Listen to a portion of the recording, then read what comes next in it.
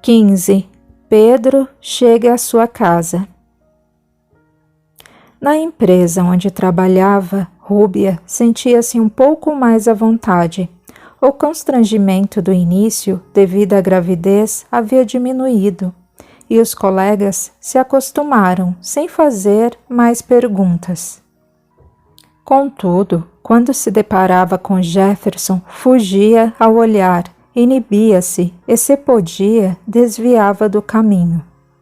Era início de noite, quando junto com Thalita caminhavam até a estação de metrô, encolhidas debaixo de um único guarda-chuva, e Rúbia comentou: "Minha irmã está muito preocupada com o Pedro. Ele ainda está internado." "Coitadinho. Não há previsão de alta?" "Não sei. Já fez um mês que ele nasceu e nunca foi para casa. Coitadinho mesmo. Dá uma pena vê-lo lá no hospital." "Seu cunhado foi visitá-lo?" "Foi. Uma única vez. Você acredita?" "Eu admiro muito sua irmã. Ela está sendo bem forte. Ainda bem, né?" "Sabe, foi ela quem precisou ir ao cartório registrar o Pedro. Nem isso o Samuel fez." "Tá brincando?" "Não mesmo. O cretino do meu cunhado nem para isso serviu. Depois que a minha irmã saiu do hospital, ele não foi visitá-la nem telefonou. O que fez foi o depósito da pensão alimentícia na conta dela, como se só o dinheiro fosse tudo a oferecer. Tem noite e madrugada que eu a escuto andando pela casa. Às vezes fica na janela da sala, olhando a rua vazia." Um instante e comentou: "Temos ido ao centro espírita com a dona Janaína e o Cristiano. Sinto que isso nos faz tão bem." "Se isso faz bem, então continue indo." "Ir lá me dá paz. Minha situação também não é fácil. Vivo de favor na casa da minha irmã. Terei um filho e sei que não vou poder contar com a ajuda do pai. Provavelmente serei demitida após a licença maternidade. Isso quer dizer que não terei dinheiro, médicos, segurança. Ficarei ainda mais dependente. Além disso, tenho medo do que o Jefferson pode fazer." "Depois que foi à delegacia, ele nunca mais a procurou?" "Não, nunca mais falou comigo. Mesmo assim, tenho muito medo. Fico bastante preocupada com o futuro e..." "Vai registrar o nenê em nome dele?" "No começo, pensei em fazer isso, mas agora estou mudando de ideia. Meu caso é diferente de um monte de gente. Para mim, é como se o Jefferson representasse um perigo e..." Estavam na calçada, próximas das escadarias do metrô, quando ouviram: "Rúbia!" À distância, olharam e viram o carro de Ricardo parado e alguém descendo às pressas e correndo da chuva para as escadarias. Elas se aproximaram e ele, de dentro do veículo, inclinando-se no banco do passageiro, perguntou alto: "Vai para casa? Quer carona?" "Quero sim, se não atrapalhar", aceitou a amiga. Despedindo-se de Thalita, que seguiu seu caminho, ela entrou no carro e cumprimentou Ricardo. "E sua colega, não quer carona?" A Thalita vai para o sentido oposto. Rúbia acomodou-se no banco do carro e em seguida perguntou: "Nem deu para cumprimentar seu amigo direito por causa da chuva. Ele trabalha com você?" Ricardo ofereceu um sorriso generoso. Não era a primeira vez que vivia aquela experiência. Educado, respondeu: "Era a minha irmã. Ela passou lá na empresa e, devido à chuva inesperada, pediu uma carona até aqui." Rúbia envergonhou-se como nunca. Não sabia o que dizer para se redimir. Legitimamente constrangida, pareceu implorar: Ricardo, pelo amor de Deus, desculpe, não vi direito. Eu estava debaixo do guarda-chuva e... É que ela é bem magrinha, cabelinho curto e... Acho que... Não precisa ficar assim. Sorriu com simpatia. Com fala mansa e meticulosa, explicou: Minha irmã é transexual, diferente do Abner e do Davi, que são homossexuais. Ela expressa isso na sua forma de vestir, falar, apresentar-se. Todos os seus trejeitos são masculinos. Ela se considera e se sente um homem. Só não fez cirurgia. Ultimamente faz tratamento hormonal para ter mais pelos, voz grossa, músculos. Estou lembrando, eu a vi no seu aniversário. Desculpe-me pelo engano. Devo levá-la para a casa da Simone, não é? Sim, por favor. Ele seguiu dirigindo enquanto comentava: Tenho 2 irmãs, a Eloá e a Bia. Essa que acabou de ver é a Eloá. A Bia está em Nova York, só volta no próximo mês. Você é o irmão mais velho? Sim, sou 5 anos mais velho do que a Eloá e 7 anos mais velho do que a Bia. Rúbia silenciou. Não sabia o que dizer após a gafe. Passado algum tempo em que o amigo entendeu seu constrangimento, ela comentou: Gostei muito da sua mãe. Ela é tão simpática. Hoje ela é assim, simpática, alegre. Mas antigamente, não. Minha mãe era bem séria. Não brincava, não se divertia. Era uma mulher viciada em trabalho e muito competente. O que ela fazia? Ainda faz. Ela é advogada, sócia em uma empresa conceituada. Foi uma mãe muito dedicada, porém rigorosa. E seu pai? Meu pai mora na Argentina. Eles se divorciaram e ele se casou novamente. Tem um irmão com 8 anos, riu. Acredita? Que interessante, sorriu. Sua mãe mora sozinha? Só quando a Bia viaja. A Eloá não mora com ela, pois tem uma companheira e seu próprio apartamento. Sei. Um tempo depois, perguntou. Disse que sua mãe era mais séria. O que a fez mudar? Ricardo sorriu de um modo engraçado, olhou-a e disse: Já que temos um bom engarrafamento pela frente, terei tempo para contar, se você quiser ouvir. Claro que sim, conta, sorriu satisfeita. Desde que me lembro, quando criança, minha mãe era, digamos, uma pessoa normal. Alguns anos depois do nascimento da Eloá, ela começou a agir diferente. Ficava mais séria, calada. Eu deveria ter cerca de 10 ou 12 anos. E lembro quando minha mãe procurou diversos médicos e psicólogos por causa de Eloá. Por quê? A Eloá estabeleceu firmemente sua identidade sexual desde pequena. Por volta dos 3 anos, só queria brinquedos de menino. Os meus, lógico. Riu, olhando para o lado e observando a reação da amiga. Não gostava de vestidos nem acessórios ou adornos de menina, como enfeites nos cabelos, pulseirinha, colares, anéis, sapatinhos com detalhes coloridos, nem pensar.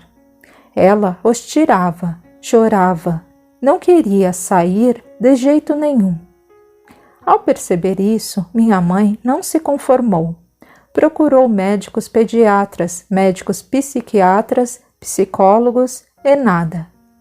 Quando minha mãe viu que o quadro era irreversível, começou a se fechar.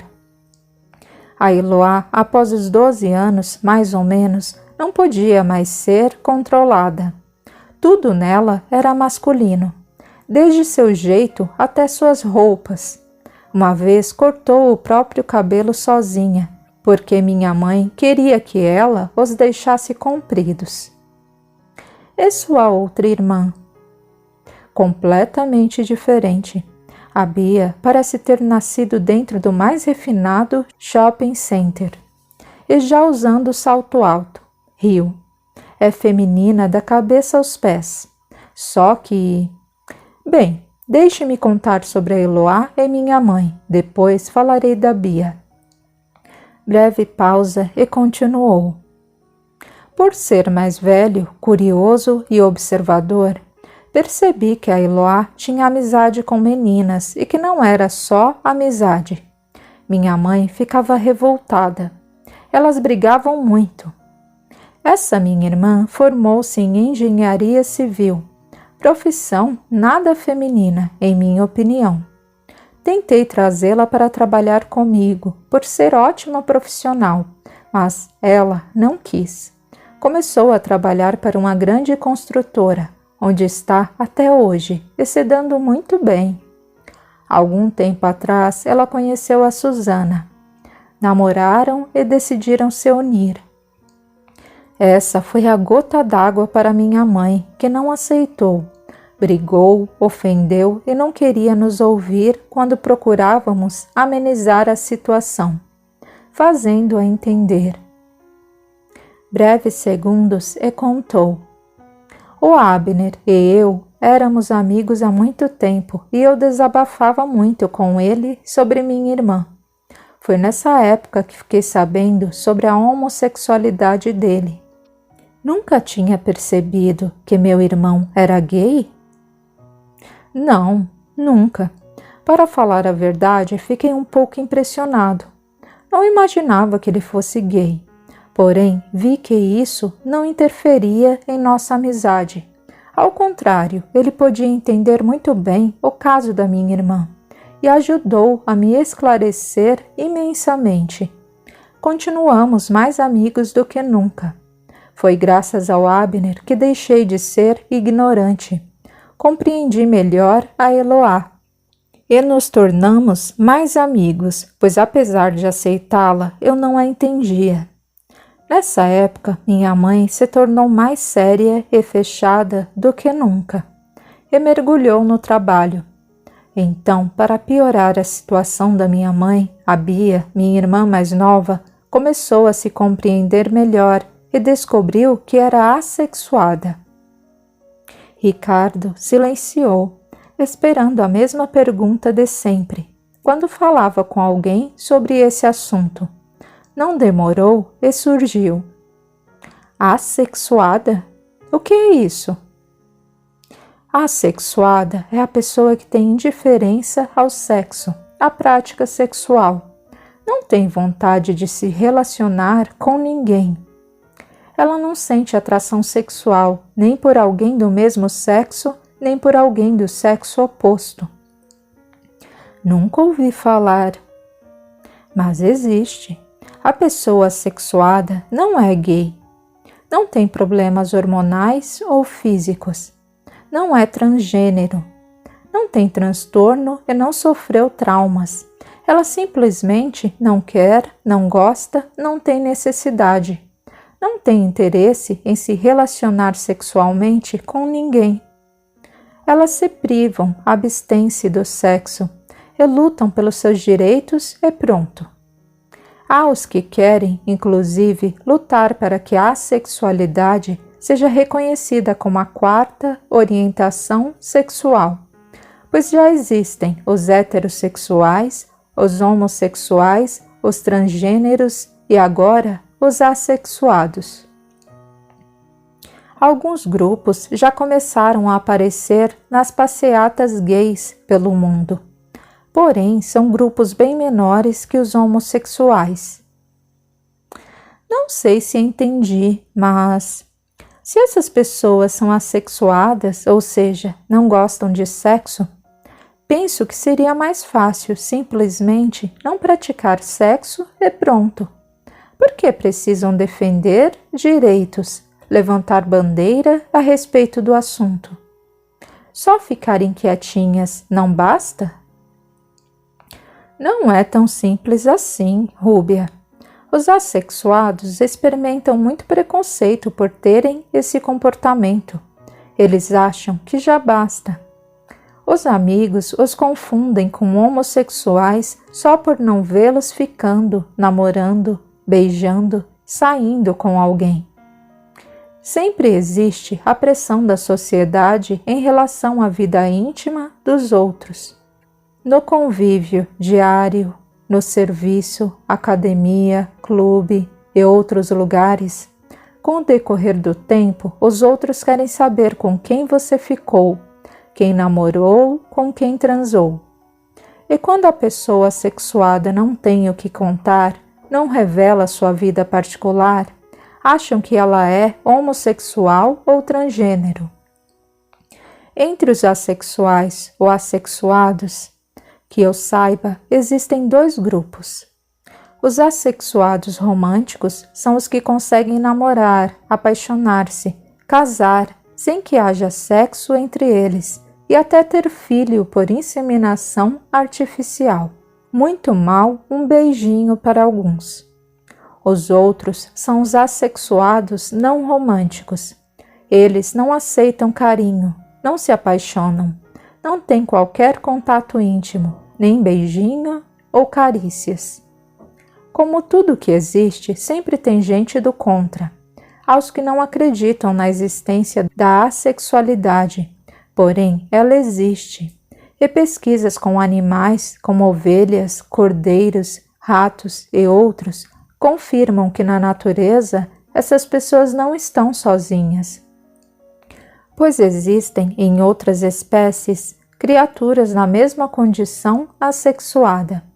Vamos lembrar que no passado afirmações semelhantes foram feitas a respeito dos homossexuais e transgêneros. Você disse que sua irmã, a Bia, é bem feminina. Entendi que ela gosta de se arrumar bem e tudo mais. Como pode ser isso?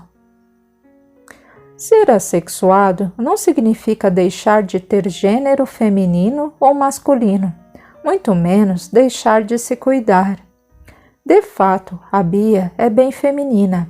Além disso, é muito bonita, mas isso não quer dizer nada. Precisa conhecê-la para saber do que estou falando. Ela se sente extremamente feliz sem sexo e não compreende por que, na sociedade atual, tudo é sexo e sexualidade. Os assexuados não têm vontade de praticar sexo e pronto. Alguns até toleram o sexo, mas não significa nada. Outros não suportaram a experiência. Rúbia não fez mais nenhuma pergunta e Ricardo prosseguiu. Quando a Bia chegou com essa notícia, que para minha mãe foi outro susto, a casa caiu. Riu. Acho que a Bia deveria ter ficado quieta, não acha? Ah, no lugar dela eu faria o mesmo. Sabe por quê? Sem aguardar resposta, contou. Minha mãe a usava como exemplo de feminilidade para tentar mudar a condição da Eloá, como se isso fosse possível.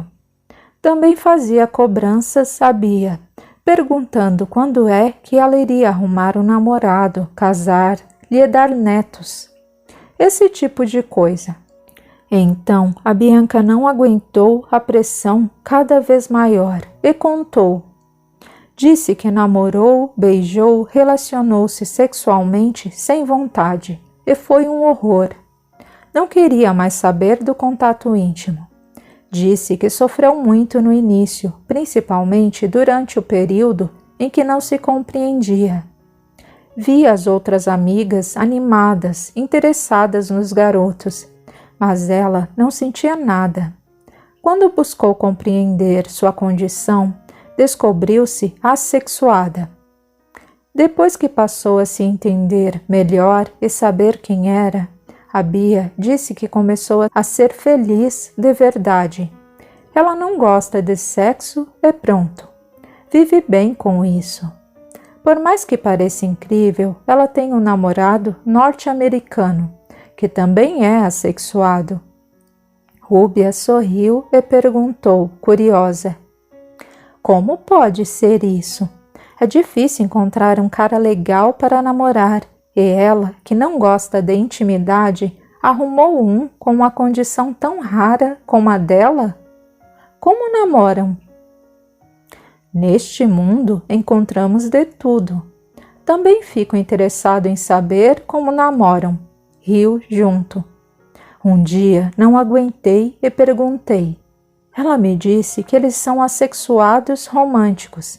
Passeiam de mãos dadas, trocam carinho. Quando muito, um beijinho, tipo selinho. Nada mais. E disse que são completos e felizes assim. Tá brincando? Riu. Não, riu com gosto. Como ela o conheceu? A empresa onde trabalha a mandou para Nova York. Ela trabalha na matriz. Conheceram-se lá e quando ela voltou para o Brasil, começaram a se falar pela internet e ficaram grandes amigos. Quando um descobriu que o outro era assexuado romântico, não deu outra. Começaram a namorar. Ele já veio para o Brasil. Até ficou na casa da minha mãe, que não precisou vigiar os dois. Gargalhou gostoso. Ricardo, repreendeu-o e riu junto. E não é verdade? Nós quase não os vemos trocando carinho. Muito mal estão de mãos dadas. E olha, nitidamente a gente percebe que são apaixonados. Não me pergunte como, só vendo. Um instante e comentou: quase não se ouve falar em assexuais aqui no Brasil. Porém, existem. E digo mais, não é preciso se ter uma relação sexual sequer para se compreender ser assexuado. É uma condição e pronto. Eu entendo e aceito muito bem. Assim como existem pessoas que são compulsivas sexuais e necessitam de sexo todos os dias ou várias vezes por dia, existem os que são felizes com um ato sexual 1, 2 ou 3 vezes por semana. Há os que se satisfazem por ter relação uma vez por mês ou a cada 2 meses. No meio disso tudo, também existem os que são perfeitamente felizes sem ter qualquer relação sexual. É simples assim. E sua mãe? Nossa, a princípio foi um caos. Minha mãe não aceitava e meu pai, sempre ausente, não opinava. O casamento dos meus pais já não ia bem há tempo, e no auge desse período chegou ao fim. O tempo foi passando e a Eloá foi viver a vida dela. E a Bia precisou ficar um tempo lá em Nova York. Nesse período, minha mãe ficou muito doente. Teve problemas e uma obstrução intestinal muito séria a levou a uma cirurgia. Após a cirurgia, teve complicações, infecção. Precisou ficar no CTI. Quando voltou para casa com dreno e tudo, estava muito debilitada. Ela sofreu muito. Precisou de ajuda para tudo, inclusive para o banho. Eu pouco podia ajudar e a Eloá, além de trabalhar o dia todo, não tinha muito jeito. Ela é mais masculina do que eu, devo admitir. Foi então que a Susana, sua companheira, assumiu tomar conta da minha mãe, que não pôde dizer nada. Ela não tinha escolha. A Susana morou lá com ela por mais de um mês. Ajudava minha mãe no banheiro, no banho, com o dreno, curativos. Foi muito trabalho. A Susana foi ótima. Ficaram amigas e passaram a se dar muito bem. A Eloá voltou a frequentar a casa da minha mãe, que passou a ser muito mais compreensiva, flexível. E com o tempo entendeu e aceitou a condição e a união das duas. Depois disso, sua vida mudou e minha mãe passou a ser outra pessoa. muito feliz, alegre, compreensiva, gentil, até rejuvenesceu. Sem comentar que sua saúde ficou ótima. Psicologicamente falando, acredito que a obstrução intestinal aconteceu por ela se prender, fechar-se, ser amarga com as pessoas e consigo mesma. Infelizmente, precisou sofrer muito por isso. Entendo, às vezes precisamos sofrer para aprender. Sei o que é isso. Teimosia, afirmou sorrindo. Quando somos teimosos, mostramos o nosso orgulho, a nossa arrogância e o quanto somos espíritos inferiores. Precisamos ter em mente que o mais importante é cuidar de nós mesmos, vigiar nossos atos, nossos pensamentos, nossas palavras e deixar que cada um cuide de sua própria vida. Você sabe o quanto fiquei chocada quando descobri sobre a homossexualidade do Abner. Não conseguia aceitar de forma alguma. No entanto, não conseguia ver que eu era mais leviana, mais imprudente do que ele. Não diga isso de si mesma, falou com jeitinho. Não precisa se maltratar. Às vezes é preciso que cometamos enganos para aprender e evoluir. Não é fácil admitir o que somos ou o que fomos. Eu admito. Agi muito mal. Sabia que o Jefferson era casado e continuei com ele. Você não imagina o quanto estou arrependida. Silenciou por longo tempo, depois confessou. Arrependi-me tanto que demorou eu me ver como mãe, aceitar meu filho. Foi complicado. Essa fase de não aceitação do nenê já passou, não passou? Já sim. Agora já consigo conversar com ele, senti-lo como meu, disse, alargando um lindo sorriso. Qual será o nome dele? Bruno. Bonito nome, gostei. Obrigada. E o Jefferson está te acompanhando ou ajudando em algo? Ele não se importou e eu não quero. Decidi que não vou registrar meu filho com o sobrenome dele. Acho que deveria pôr o nome dele. Bem, eu gostaria que meu filho tivesse meu nome, mesmo se eu e a mãe dele não estivéssemos juntos. Você pensa assim, mas não é o caso dele. O Jefferson quis que eu tirasse esse filho, me maltratou, ameaçou.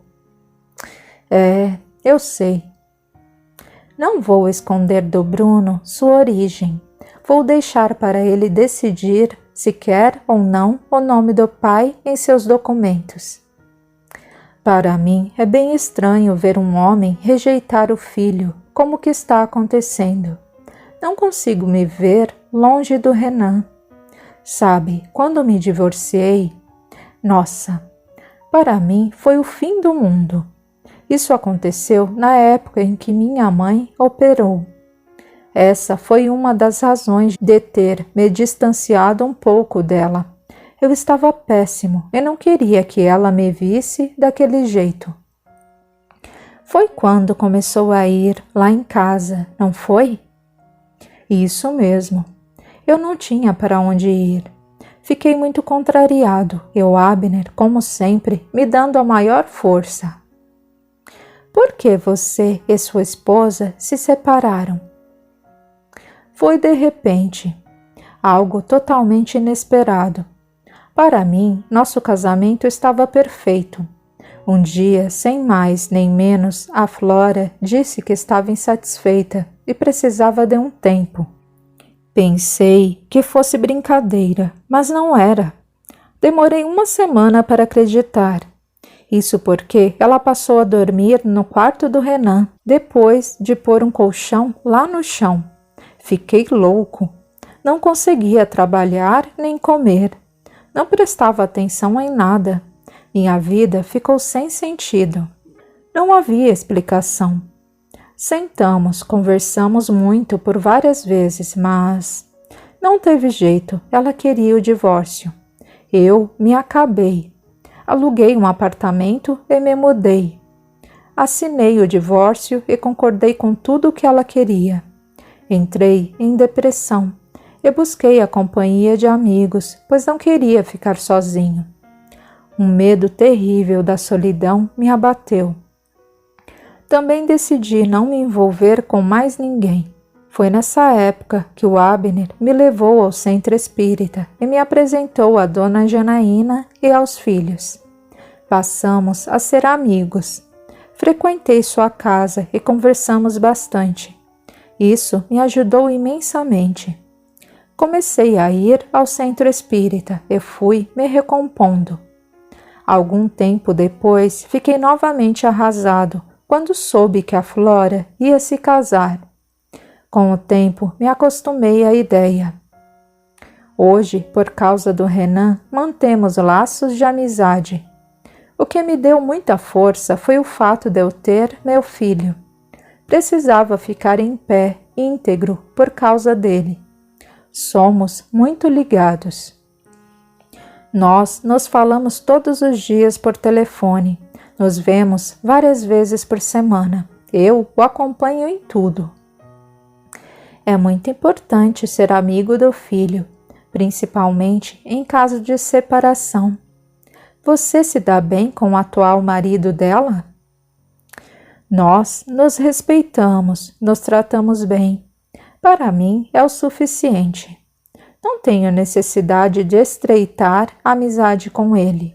Contudo, se um dia for preciso, não haverá dificuldade. Fico contente por ele ser um bom amigo do meu filho. O Renan é quem afirma isso. Acredito que se eu ficar esperando Jefferson tomar uma atitude, meu filho nunca vai conhecê-lo. Você tem condições de ser uma ótima mãe. Dê ao seu filho educação, limite. Ensine-o a ter respeito, carinho, atenção. Dê-lhe tudo isso e será isso que receberá de volta. Meu pai, com toda a ignorância dele, diz que a criança cujos pais exigem respeito e limite torna-se adolescente mais dócil e adulto feliz, mais consciente. Eu acredito nisso. É verdade. O excesso de liberdade deixa a criança sem controle, sem educação e sem respeito com os outros, principalmente com os mais velhos. Sabe, tenho muito medo, Ricardo. Medo? Sim, medo do futuro, de não dar conta, de fracassar. Com certeza ficarei sem emprego após a licença maternidade. Estou morando na casa de minha irmã e por enquanto posso ajudar nas despesas, mas não sei até quando. O pai deve pagar uma pensão, nada mais justo. Das últimas vezes, nossa conversa não foi nada amigável. Tem dia que minha cabeça ferve, não é fácil. Imagino. O silêncio reinou por algum tempo, até ele dizer: chegamos. Vamos entrar, Ricardo. Não, deixa para outro dia. Então, muito obrigada. Despediram-se com um beijo no rosto. Ela desceu do carro e entrou. Já em casa, percebeu que Simone não estava. Provavelmente tinha ido visitar o filho no hospital. Rúbia sentia um aperto no peito e um nó na garganta. Estava angustiada e insegura. Sua alma doía e chorava em silêncio. Amava o filho que esperava. No entanto, sabia que iria experimentar muitas dificuldades.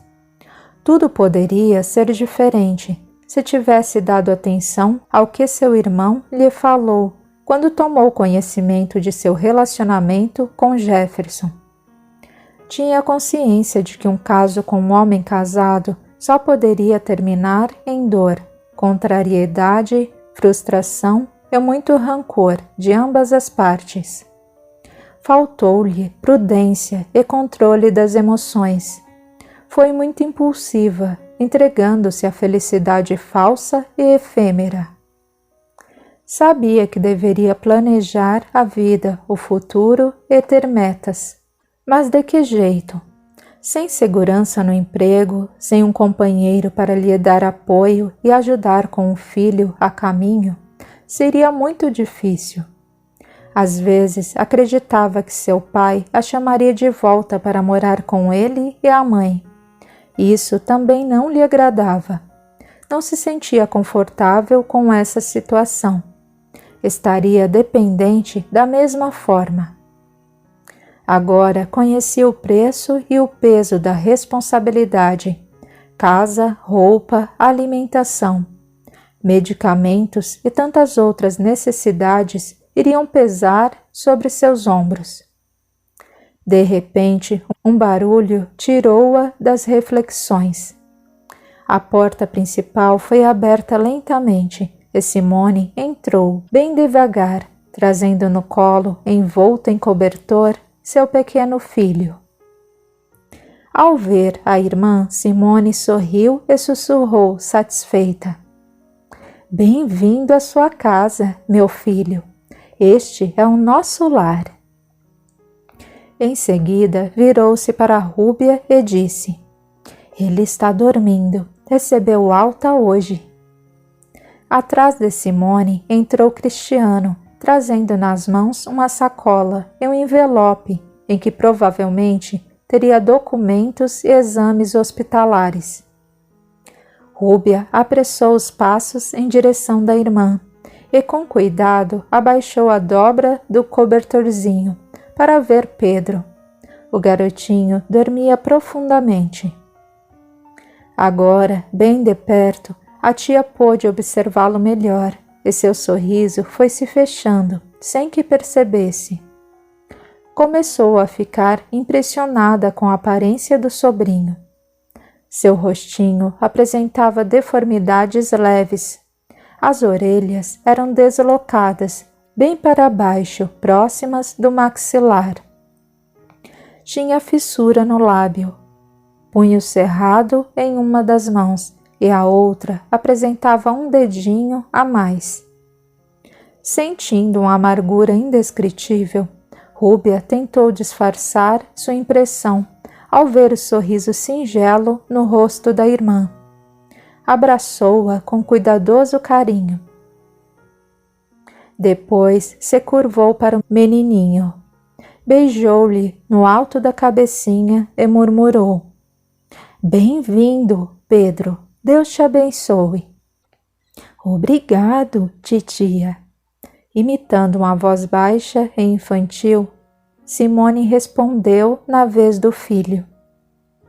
Após cumprimentar Cristiano, virou-se para a irmã e quis saber: por que não avisou que ele receberia alta hoje? Ligaram agora à tarde do hospital informando sobre a alta. Eu ia visitá-lo, só que iria sozinha. Como eu sabia que a mãe ia ao médico com o pai, nem falei nada sobre a alta para não atrapalhar.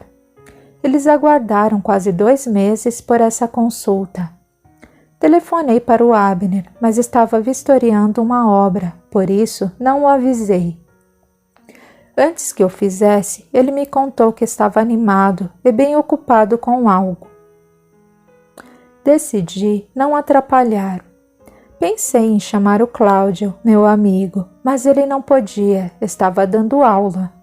Só me restou o Cristiano. Então peguei as roupinhas dele, chamei um táxi e, por ter pacientes, o Cris só pôde ir nos pegar agora há pouco, no começo da noite.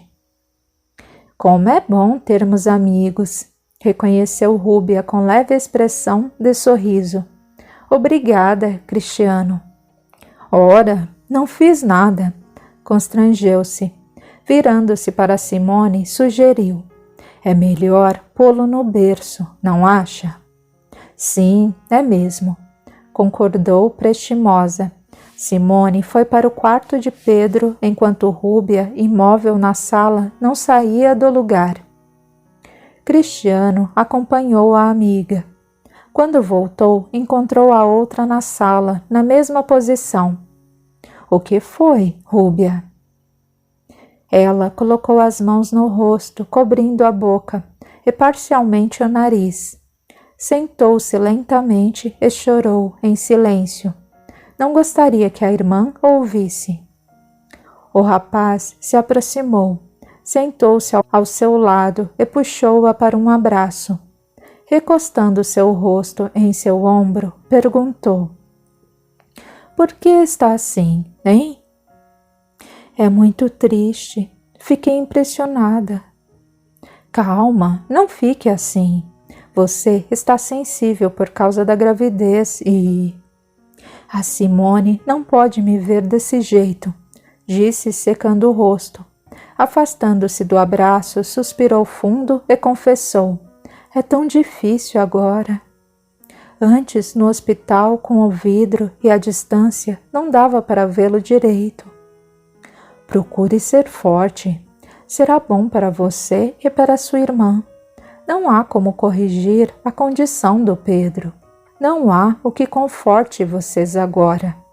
Por isso, é preciso acreditar que Deus, ao permitir essa situação, tem um propósito, e esse propósito é a evolução, não só do Pedro, mas também de todos aqueles que estão junto dele. Devemos lembrar que nada é eterno. Nenhum sofrimento, nenhuma condição é eterna. Deus não nos condena a penas que não têm fim. O que vivemos são experiências de reparação. Às vezes, essas experiências são sofridas, mas nunca para sempre. Esse momento do Pedro e todos que estão com ele envolvidos, direta ou indiretamente em sua vida, vai passar. Estou errada em me impressionar. Por que errada?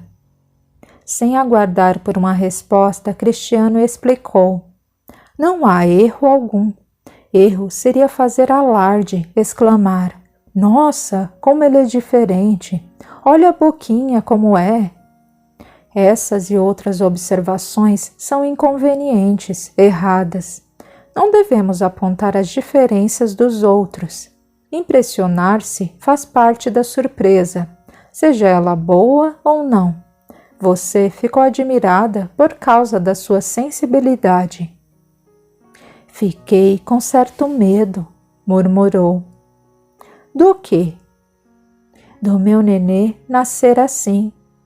Contei para o meu médico tudo o que está acontecendo e ele me acalmou. Explicou-me muito bem, mas... Na minha cabeça, às vezes, acho que ele pode ter o mesmo problema do Pedro. Nós sempre queremos que nossos filhos e parentes nasçam perfeitos e com boa saúde, pois queremos o seu bem. No entanto, caso isso não aconteça, devemos respeitar a vontade de Deus. Levantando-se, Cristiano ofereceu-lhe amigável sorriso, estendeu-lhe a mão e chamou: Venha, vamos mudar o pensamento. Vamos ver se a Simone precisa de ajuda. É mesmo, vamos lá. Sorriu e aceitou a mão oferecida. Quando entraram silenciosamente no quarto, depararam-se com uma linda cena. A mãe, deitada de lado, acariciava suave e amorosamente o filho, que ao seu lado dormia profundamente.